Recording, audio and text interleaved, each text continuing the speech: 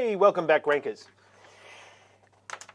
So we've got 7 days until the, was it the Mobageddon, the Mopocalypse, all these other fantastic extrapolations of disaster and mobile together all in the one place because of Google, of course, next week on the 21st of April will be rolling out its update. As I've explained previously, there are a lot of businesses that are going to get smashed by this update. So there are some people saying, oh, but Google's just saying that, we're going to raise you up if you're friendly.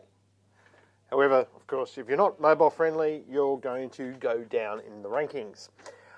Mainly because others will go above you. Now, if there's no one else in your search area that is mobile friendly, and when I talk your search area, I mean, let's just say your keyword is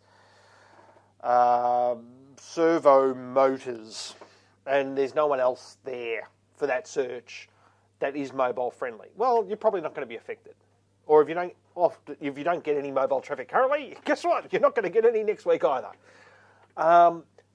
So don't worry about it too much if no one else is mobile friendly. However, if, like the example we've showed previously, like credit cards like InfoChoice will get smashed by this Google update, and they're owned by a publicly listed company called iSelect. NAB, one of Australia's largest banks, is of course going to get smashed by this update. Now, as a follow-up to this NAB story last week, I did contact someone who is not a spokesperson.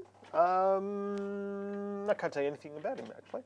But I do know that they are very aware of this, and they are working feverishly to fix it.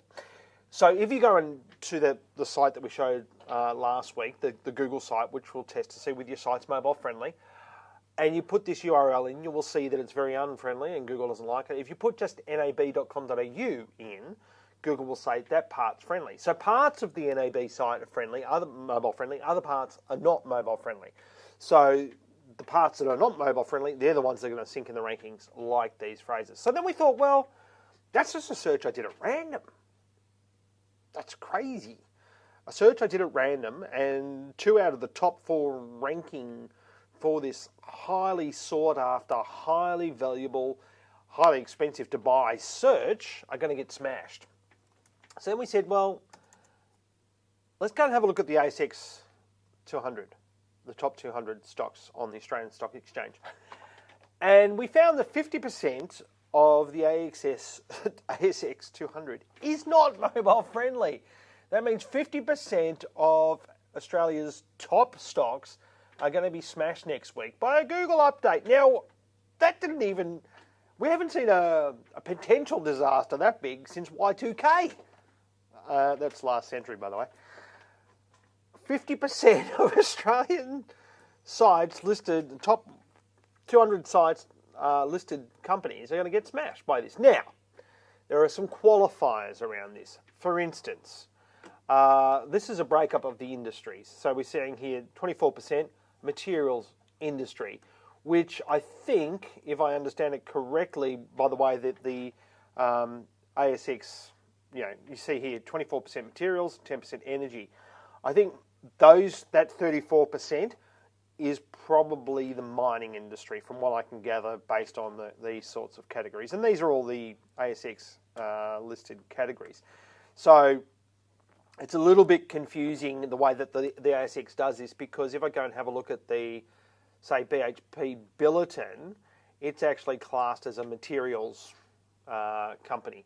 So not mobile friendly, by the way. So these are all the ones that are not mobile friendly. The other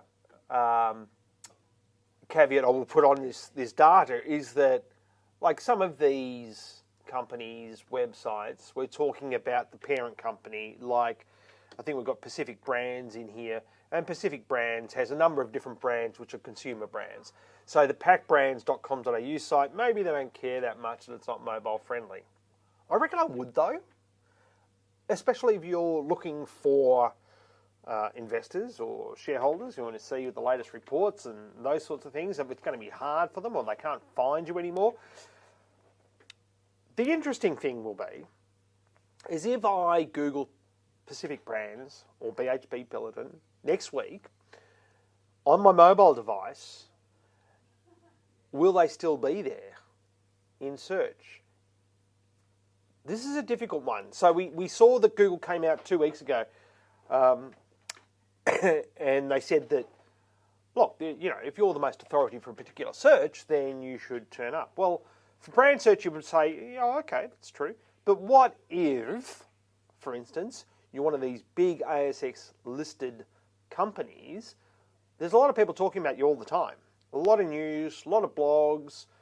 Who's the most authoritative? You would think for the most part, your brand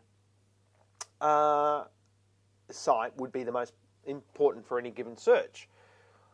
Well, maybe not on mobile after next week. Maybe, the scales are going to tip. And for the cost of doing this, mobile update, incidentally, we don't do responsive design here for clients. We send that off to other web developers. We point them at other web developers that we recommend.